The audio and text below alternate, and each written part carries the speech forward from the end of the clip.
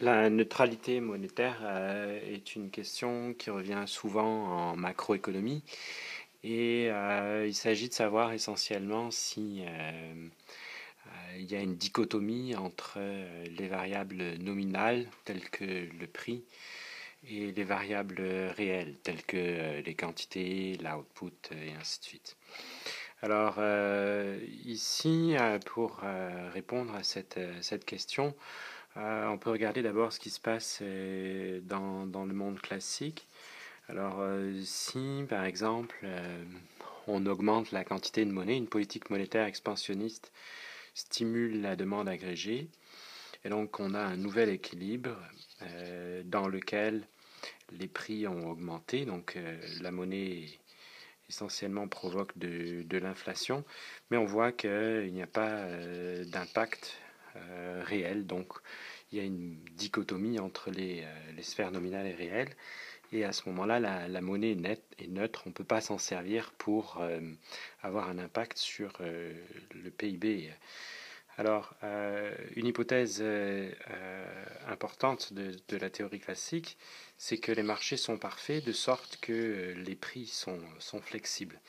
Donc si on considère l'équation quantitative de la monnaie, par exemple, ça veut dire que si on augmente la quantité de monnaie, un choc monétaire positif va se répercuter dans la sphère nominale par une augmentation des prix, de sorte que le ratio reste constant et effectivement, il n'y a pas d'impact réel. On va conclure que la monnaie à ce moment-là est neutre. Alors, dans la théorie keynésienne, la politique monétaire expansionniste, donc une injection de monnaie qui stimulerait la demande agrégée en diminuant le taux d'intérêt, pourrait avoir un impact réel. Ici, ce qui se passe, c'est que effectivement, la monnaie continue d'être un phénomène essentiellement d'inflation, mais en même temps, à court terme, on peut avoir un impact sur la production. Donc, la monnaie à ce moment-là n'est pas neutre, il n'y a plus cette dichotomie.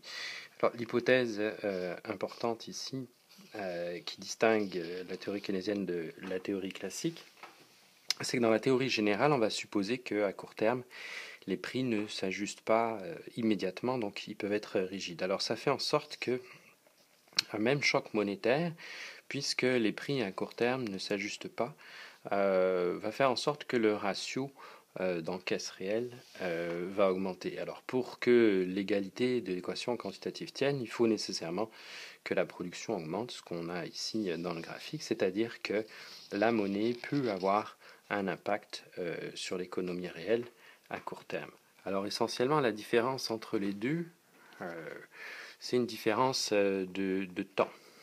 C'est-à-dire que la monnaie à court terme est non neutre, okay, du fait que les prix ne s'ajustent pas tout de suite lorsqu'il y a une surprise monétaire. Et à ce moment-là, on peut avoir un impact sur l'économie réelle en manipulant la monnaie. Mais à long terme, les prix vont finir par s'ajuster, de sorte que la monnaie est neutre à long terme.